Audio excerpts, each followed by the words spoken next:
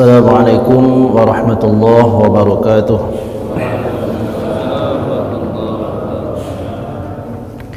Bismillahirrahmanirrahim. Alhamdulillahi rabbil alamin. Alhamdulillahilladzi sadaqana wa'dah wa awrathana al-ardha natabawwa'u minal jannati haitsu nasha' fa ni'ma ajrul 'amilin. Ashhadu an la ilaha illallah wahdahu la syarika lah wa ashhadu anna sayyidana wa maulana Muhammadan abduhu wa rasuluh la nabiyya wa la rasula ba'dah amma ba'd. Nah, pagi hari ini kita masuk dalam bab khusus, yakni kitabus salati ala Rasulillah sallallahu alaihi wasallam. Kitab yang membahas secara luas tentang solawat kepada baginda Nabi sallallahu alaihi wasallam. Bismillahirrahmanirrahim. Qala al-muallif rahimahullahu ta'ala nafa'ana Allahu bihi wa bi'ulumihi fid dharain amin. Qala Allah ta'ala, Imam Nawawi mengawali bab atau kitab tentang salawat ini dengan menukilkan firman Allah Subhanahu wa ta'ala yang ada di dalam Al-Quran dengan ayat yang sangat terkenal dibaca oleh setiap orang yang membaca khutbah pada hari Jumat itu. Ayat tersebut berbunyi, A'udzubillahi minasyaitonir rajim. Innallaha wa malaikatahu yusalluna 'alan nabi ya ayyuhallazina amanu sallu 'alaihi wa sallimu taslima. Hadirin yang dirahmati Allah Subhanahu wa taala, ayat seperti ini belum pernah Allah turunkan kepada makhluk semenjak bumi dan langit diciptakan, kecuali hanya diturunkan dan dituju kepada satu orang saja. Siapakah dia? Baginda Nabi sallallahu alaihi wasallam. Di mana keistimewaan ayat ini? Apa bedanya ayat ini dengan ayat yang lain? Maka kita akan melihat, kita bisa mengetahui ini dari keterangan para ulama, di antaranya di dalam kitab Al-Futuhat Ar-Rabbaniyah, syarah daripada kitab yang ada di depan kita ini. Ada kitab namanya Al-Futuhat Ar-Rabbaniyah yang ditulis oleh Imam Ibnu Allan. Sebelum disebutkan kata Allah dan malaikat didahului dengan huruf inna. Huruf inna ini termasuk bagian daripada taukid, yakni sesuatu yang menguatkan atau menekankan. Kalau diterjemahkan dengan bahasa Indonesia, kira-kira sepadan dengan makna sesungguhnya. Innallaha, sesungguhnya Allah, wa malaikatahu, dan malaikat-malaikatnya Allah Subhanahu wa taala, yusalluna 'alan nabi. Yusallu di sini menggunakan fi'il mudhari', maknanya kalimat yang sekarang sedang terjadi dan akan terjadi. Kalimat yang sekarang sedang terjadi dan akan terjadi secara terus-menerus. Imam Ibnu Allan menjelaskan tentang pendapat para ulama, di antaranya adalah apa yang disebutkan oleh Ibnu Allan sendiri di dalam kitabnya Al-Futuhat Ar-Rabbaniyah, juga disebutkan oleh Al-Qadhi Iyad di dalam kitab Asy-Syifa.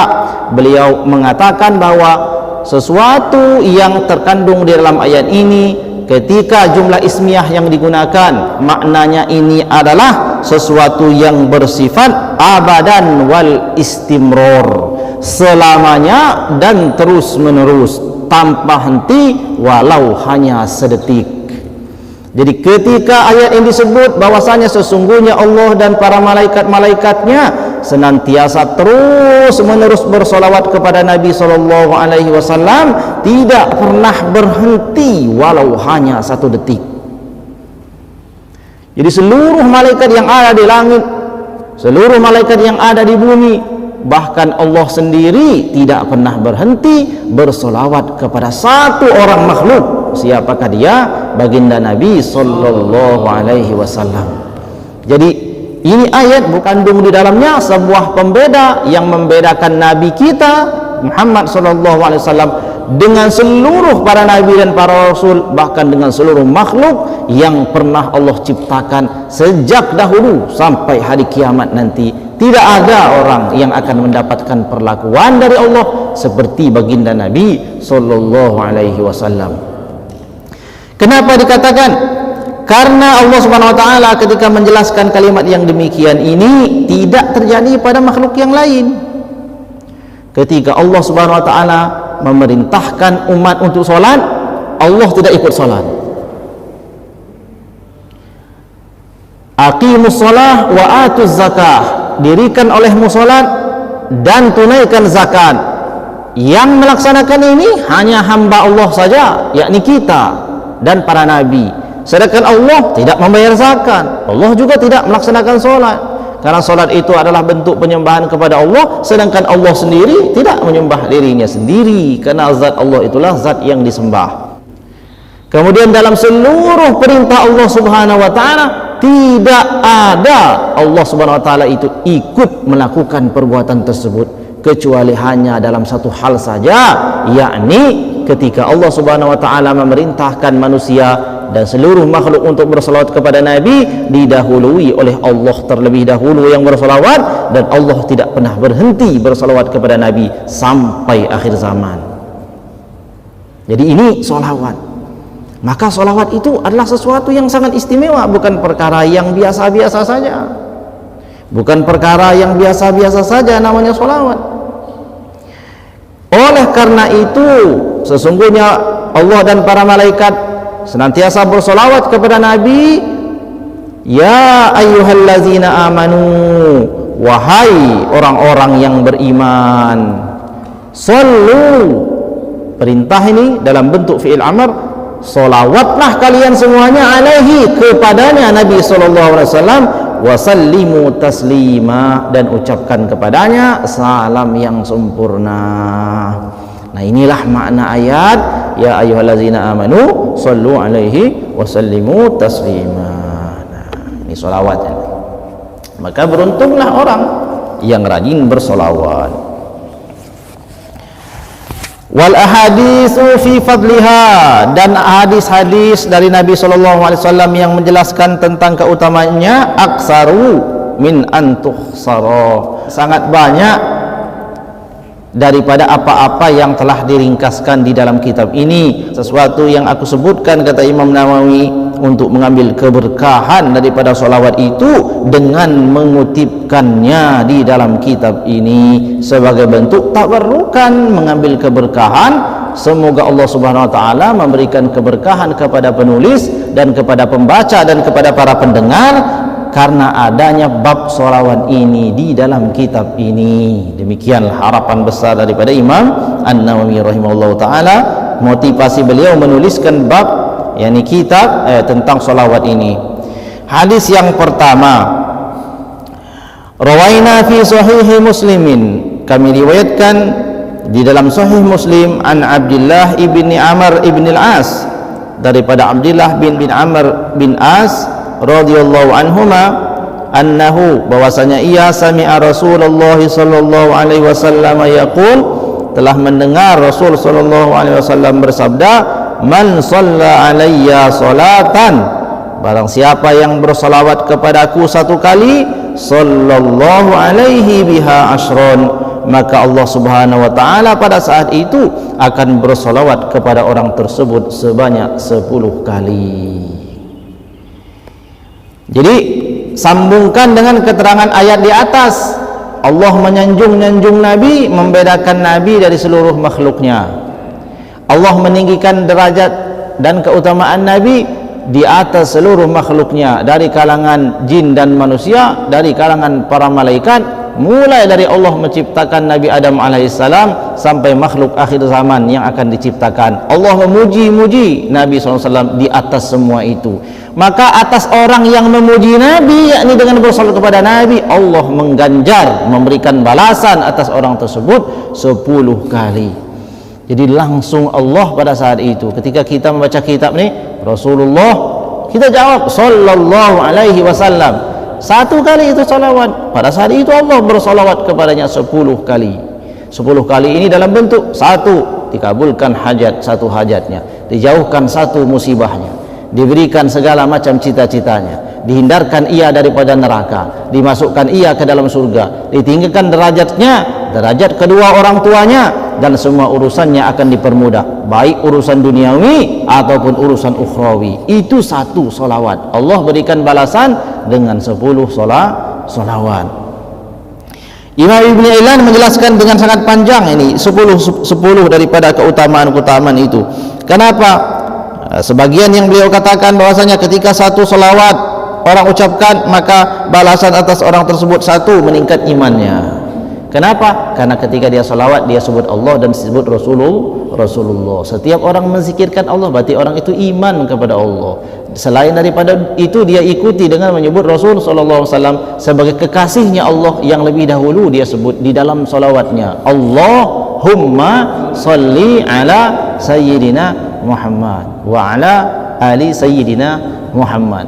Nah, jadi panjangnya solawat itu, sighahnya panjang, maka akan membanyakkan apa-apa yang terkandung di dalamnya. Nah, ini satu. Barang siapa yang salat kepada Nabi SAW satu kali, maka Allah Subhanahu wa taala akan bersalawat kepadanya sebanyak 10 kali. Ini adalah hadis yang diriwayatkan oleh Imam Muslim. Di dalam Sahih Muslim itu hadis nomor 384. Kemudian selanjutnya, warwaina fi sahihi muslimin, juga di dalam sahih Muslim, aidan juga an Abi Hurairah radhiyallahu anhu, daripada Abi Hurairah radhiyallahu anhu, anna Rasulullah sallallahu alaihi wasallam qala, bahwasanya baginda Nabi sallallahu alaihi wasallam telah bersabda, man shalla alayya wahidatan, barang siapa yang berselawat kepadaku satu kali. Tadi di dalam hadis yang pertama bahasanya alayya salatan, sod lam ta, tapi ada tanwin di ujungnya. Ini menunjukkan satu, solatan, meskipun tidak disebut satu dalam kalimat wahid atau wahidatan, maka maknanya satu. Dalam hadis yang kedua disebutkan man shalla alayya wahidatan, disebutkan satu, itu bahasa satu, wahid. Sallallahu alaihi asrod, maka Allah Subhanahu wa taala bersalawat kepadanya 10 kali. Ini hadis riwayat Imam Muslim juga nomor 408. Selanjutnya, warawina fi kitab at-Tirmizi, kami riwayatkan di dalam kitabnya Imam At-Tirmizi an Abdullah bin Mas'ud, daripada Abdullah ibn Mas'ud radhiyallahu anhu, anna Rasulullah sallallahu alaihi wasallam qala, bahwasanya baginda Nabi sallallahu alaihi wasallam telah bersabda, aulan nasi bi yaumal qiyamah. Aula ini artinya dekat. Orang yang paling dekat kepadaku, kata Nabi, nanti di hari kiamat adalah aktsaruhum alayya salatan. Siapa di antara mereka yang paling banyak sholawatnya? Qala At-Tirmizi, berkata Imam At-Tirmizi, hadisun hasanun. Imam At-Tirmizi berkata di dalam Sunan At-Tirmizi nomor 484, hadis ini adalah hadis yang hasan. Jadi orang yang paling dekat kepada Nabi nanti di hari kiamat itu adalah orang yang paling banyak solawatnya. Jadi berapa kita baca solawat satu hari? Sedangkan satu kali kita sebutkan solawat, fadilah keutamaannya, Allah solawat kepada orang tersebut 10 kali. Dan Nabi SAW menyatakan orang yang paling dekat kepadanya di hari kiamat adalah orang yang paling banyak solawatnya. Orang yang paling dekat kepada Nabi adalah orang yang paling selamat. Orang yang paling dekat kepada Nabi, semakin dekat, semakin dekat, semakin dekat, semakin dekat. Nabi itu tempatnya nanti di dalam surga, surga yang paling tinggi, ya, surga yang paling tinggi dan paling luas. Itulah tempatnya baginda Nabi SAW. Siapa orang yang paling dekat kepada Nabi? Orang yang paling banyak solawatnya. Maka para ulama-ulama terdahulu itu tidak terbatas jumlah solawatnya, sangat banyak. Ada yang sholawat satu hari itu 100 kali. Nah, itu kelasnya kelas inilah, kelas pemula. Ada yang satu hari itu 1000 kali bersolawat. Oh, ada yang lebih dari itu lagi, ada yang 10.000 kali. istiqomah. Bukan udah saya mau sholawat hari ini sampai bengkak-bengkak kakinya sampai pingsan sholawat, besok enggak lagi. Nah, enggak begitu yang dimaksud. Yang diinginkan itu adalah istiqomah. Kalau kita enggak bisa banyak-banyak, tapi istiqomah setiap hari berapa. Kalau kita ini ya niatkanlah setiap hari 100 kali sholawat kepada Nabi SAW. Sholawat itu banyak sighahnya. Sighah itu artinya kalimat susunannya itu banyak. Yang penting dia mengandung kalimat Allahumma sholli ala Muhammad, ya, wa ala ali Muhammad. Itu singkatnya, paling singkat. Adapun selebih daripada itu sighah yang disusun oleh para ulama dan para imam-imam terdahulu. Kita bebas memilih yang mana saja. Ada salawat Fatih namanya, ada salawat Munjiat, ada salawat Tibil Qulub. Semua itu sama, siqat itu maknanya adalah salawat, hanya ditambahkan pujian kepada Nabi dengan pujian yang banyak. Nah itu dia tinggal pilih saja yang mana salawat yang mau kita amalkan dalam setiap hari, maka kita amalkan. Yang paling singkat Allahumma sholli ala Muhammad wa ala ali Muhammad, atau Allahumma sholli ala sayyidina Muhammad wa ala ali sayyidina Muhammad, atau yang lain salawat Fatih umpamanya Allahumma sholli wa sallim wa barik ala sayyidina Muhammadin al-Fatih lima ughliq wal khatim lima sabaq wa nasiril haqqi bil haqq wal hadi ila siratikal mustaqim sallallahu alaihi wa ala alihi haqqa qadrihi wa miqdarihi al-azim. Itu satu salawat. Ada juga salawat Tibil Qulub, Allahumma sholli ala sayyidina Muhammadin tibbil qulubi wa dawaiha wa afiyatil abdani wa shifaiha wa nuril absari wa dhiyaiha wa ala alihi wa sahbihi wa sallim. Dan apa saja, ada salawat Bani Hashim, ada salawatnya Imam Syafi'i. Semua salawat itu yang penting ada terkandung Allahumma sholli ala Muhammad wa ala ali Muhammad. Ucapkanlah itu dalam setiap hari, jangan kurang daripada 10 kalau nggak mau 100 ya, kalau bisa 100 alhamdulillah. Ya tentukan sendiri posisi kita, nggak ada yang memaksa. Nggak sholawat juga nggak apa-apa, artinya rugi sendiri, bukan orang yang lain yang rugi. Orang menentukan posisinya kepada Nabi di hari kiamat kita sendiri. Kalau kita mau dekat kepada Nabi ya banyak sholawatnya, kalau mau jauh ya sedikit. Orang jauh sekali, nah itu kelihatan, itu orang-orang dia nanti di akhirat itu kelihatan orang itu jaraknya.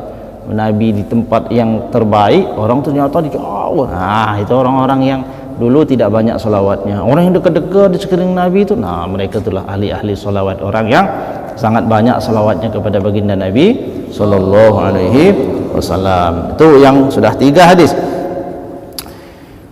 Kemudian selanjutnya,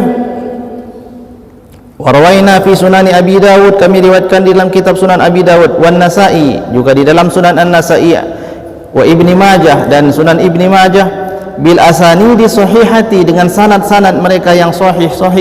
An Aus bin Aus, daripada Aus bin Aus radhiyallahu anhu qala Rasulullah sallallahu alaihi wasallam, Rasulullah sallallahu alaihi wasallam telah bersabda, inna min afdali ayyamikum yaumal jumu'ati, sesungguhnya hari yang paling utama yang menjadi hari-hari kalian itu adalah yaumal jumu'ati, yakni hari Jumat. Hari Jumat itu hari yang lebih utama, paling utama dibandingkan hari-hari yang lain. Dalam 7 hari serta 1 minggu itu yang paling mulia, ya, paling banyak pahalanya ketika beramal di hari Jumat itu. Fa'aksiru alayya minas salati fihi. Oleh sebab itu kata Nabi, banyak-banyaklah kamu bersolawat kepadaku di dalam hari itu. Kapan hari Jumat itu dimulai? Masuk waktu maghrib malam Jumat sampai waktu maghrib di hari Jumatnya, itu namanya hari Jumat. Jadi 24 jam. Fa'aksiru alayya minas shalah, maka pada waktu itu banyak-banyaklah kamu semuanya bersolawat kepadaku. Fa inna salatakum ma'rudatun alayya, karena sesungguhnya solawat kalian itu ditunjukkan kepadaku, kata Nabi. Ingat ini, perhatikan baik-baik ini. Rasulullah telah wafat, akan tetapi orang yang bersolawat kepadanya, solawatnya itu langsung ditunjukkan kepada Rasulullah dan Rasulullah melihatnya. Faqalu, lalu sahabat bertanya, Lah ya Rasulullah, para sahabat bertanya, wa kaifa tu'radu salatana 'alaika wa qad aramta? Ya Rasulullah, bagaimana salawat kami ditunjukkan kepadamu sedangkan nanti engkau telah kembali kepada Allah Subhanahu wa taala? Qala, berkata Nabi, yaqulu balid. Maka dikatakan, ya Rasulullah, bagaimana ditunjukkan salawat kami kepadamu sedangkan engkau telah kembali kepada Allah Subhanahu wa taala? Qala, berkata Nabi sallallahu alaihi wasallam, innallaha, sesungguhnya Allah Subhanahu wa taala harrama 'alal ardi, mengharamkan atas bumi ini, ajsadal anbiya, atas jasad-jasadnya para nabi. Artinya apa? Jasad-jasad para nabi itu tidak hancur di dalam kuburnya, dan mereka semuanya para nabi-nabi Allah Subhanahu wa taala dan para rasul-rasul Allah itu mereka punya kehidupan sendiri di alamnya, dan mereka memandang dan melihat makhluk yang masih hidup di muka bumi ini. Setiap ada orang mereka saksikan, setiap ada orang melakukan salat kepada Nabi, Rasulullah SAW nampak dan melihat orang yang salawat itu. Bahkan Allah Subhanahu wa taala mengutus seorang malaikat khusus yang ada di samping pusara Rasulullah SAW, yang tujuannya adalah melaporkan kepada Rasulullah perihal siapa orang yang bersalawat. Ada satu orang bersalawat, maka malaikat itu akan berkata, ya Rasulullah, umatmu yang bernama Fulan bin Fulan bersalawat kepadamu. Maka para ulama mengatakan, setiap umat manusia bersalawat kepada Nabi, pada hakikatnya saat itu ia sedang berbakti kepada ibu dan bapaknya. Dia telah berbakti kepada kedua orang tuanya. Kenapa? Setiap ia salawat, nama bapaknya disebutkan kepada Nabi, dikenalkan kepada Nabi. Ya Rasulullah, ini si Fulan, anaknya si Fulan, ya, Fulanah binti Fulan, ini perempuan ini namanya si ini bin ini, bersalawat kepadamu ya Rasulullah. Ada lagi, datang lagi, ini ya Rasulullah bin si ini bersalawat kepadamu. Kemudian satu lagi, wa raina fihi aidon, kami riwayatkan juga di dalamnya Sunan Abi Dawud bisnadi sahih, dengan sanad yang sahih, an Abi Hurairah, dari Abi Hurairah radhiyallahu anhu aidon, anna Rasulullah sallallahu alaihi wasallam qala, bahwasanya Rasulullah sallallahu alaihi wasallam telah bersabda, ma min ahadin yusallimu alayya, tidaklah jikalau ada satu orang saja yang bersalawat kepadaku, illa raddallahu alayya ruhi, kecuali Allah Subhanahu wa taala akan mengambilkan ruh ke dalam jasadku, hatta arudda alaihi salam, sehingga aku menjawab salamnya. Kita bilang sallallahu alaihi wasallam, Allah kembalikan ruh Nabi di dalam jasadnya untuk menjawab salam orang tersebut. Lalu di dunia ini tidak ada pernah berhenti orang salawat. Pernah enggak sedetik saja orang enggak salat kepada Nabi? Tidak ada kan? Itulah yang dimaksud, sesungguhnya para nabi itu hidup di dalam kuburnya. Orang baca kitab kita di sini lah berapa kali salawat? Cuman kita yang sedikit nih. Bagaimana orang yang di pondok pesantren? Di kelas sana ngaji nahu, di situ ada kalimat sallallahu alaihi wasallam. Sebelah sana ngaji tafsir, ada berapa ribu sallallahu alaihi wasallam. Di sebelah sana semua sallallahu alaihi wasallam. Itu baru satu pondok pesantren. Bagaimana di sekolah sana, sekolah sini, seluruh dunia ini, maka sedetik pun tidak pernah lepas salawat itu. Maka Rasulullah SAW itu hidup di dalam kuburnya. Maka ketika para ulama menjelaskan ayat Al-Quran di dalam Al-Quran, walau annahum izzalamu anfusahum ja'uka fastaghfirullaha wastaghfara lahumur rasul lawajadullaha tawwabar rahimah. Wahai Rasulullah, dan seandainya orang-orang itu telah terlanjur melakukan dosa, yakni berbuat zalim terhadap diri mereka sendiri, ja'uka, lalu mereka datang kepadamu ya Rasulullah, fastaghfirullah, kemudian mereka meminta ampun kepada Allah, wastaghfara lahumur rasul, dan engkau Rasulullah memintakan ampun atas mereka yang datang kepadamu itu, lawajadullaha tawwabar rahimah, maka pastilah engkau menjumpai Allah itu adalah penerima taubat dan memiliki kasih sayang. Para ulama tafsir menjelaskan makna ayat ini tidak terbatas dahulu ketika Rasulullah hidup, tapi selama-lamanya ketika Rasulullah masih hidup, orang datang kepada Rasulullah, Rasulullah memintakan ampun atas orang tersebut diampuni. Ketika Rasulullah SAW telah wafat, orang mendatangi kuburan Rasulullah untuk berziarah. Ketika orang beristighfar ketika dia berziarah itu, pada saat itu Rasulullah pun memintakan ampun atas orang tersebut kepada Allah, meskipun Rasulullah telah berada di alam kubur. Inilah yang dijelaskan oleh para ulama di dalam tafsir-tafsir mereka dan kisah-kisah yang dinyatakan dalam hal tersebut. Jadi solawat, Masya Allah, ziarah kepada Nabi, Masya Allah, itu semua adalah dambaan semua orang. Maka sebagian ulama di dalam mazhab Imam Malik, diantaranya adalah Imam Ibnul Arabi, kemudian Abu Imran Al-Farsi, menyatakan hukum daripada umrah itu wajib, saking pentingnya. Tapi ulama selain mereka ijma' bersepakat umrah itu hukumnya sunnah muakkadah. Tapi ada yang mewajibkan, saking demikian itu. Dan di dalam umrah itu rugilah orang yang tidak ziarah kepada baginda Nabi SAW. Bahkan Nabi bersabda, man zara qabri wajabat lahu syafaati. Barang siapa yang ziarah kuburku, wajib baginya mendapat syafaatku. Dalam hadis yang lain dikatakan, man hajja falam yazurni, orang yang berangkat haji tapi dia tidak sempat dan ziarah kepadaku, kata Nabi, faqad jafani, sungguh dia telah menyakitiku. Para ulama menjelaskan maksudnya, sungguh dia terhalang daripada lewat Nabi. Nabi enggan berjumpa dengan orang tersebut, bukan dia yang tidak mau ziarah ke Nabi. Jadi enggak beradab orang itu mau ziarah ke Nabi, enggak mau, enggak beradab. Sebab yang butuh ziarah itu bukan Nabi, tapi kita yang butuh. Maka enggak beradab kalau dikatakan saya enggak mau ziarah. Tapi yang lebih pas itu memang Nabi enggan berjumpa dengan orang itu, sehingga dia tidak datang ke sana. Sebab Nabi enggan itu Allah palingkan hatinya untuk tidak ziarah kepada Nabi Sallallahu Alaihi Wasallam. Jadi kalau ada travel umroh umpamanya yang tidak memprioritaskan yang namanya ziarah ke makam Nabi, nggak usah ikut. Nah, itu karena sebagian pemahaman yang penting juga untuk kita ketahui, mengharamkan perjalanan ziarah kepada Nabi itu. Ada namanya kitab Kashfus Sutur Amma Uskila min Ahkamil Qubur, ditulis oleh Imam Sa'id Mamduh. Dijelaskan, tidak saya sebutkan sekarang siapa ulamanya, akan tetapi ini di masyarakat banyak. Haram kita melakukan perjalanan tujuannya untuk ziarah Nabi. Bahkan haram mengqasar salat. Kenapa? Karena qasar salat itu hanya boleh untuk perjalanan yang baik. Sedangkan perjalanan maksiat enggak baik. Berangkat dengan niat tujuan untuk berangkat menziarahi Nabi itu maksiat. Makanya haram mengqasar salat. Itu fatwanya siapa itu?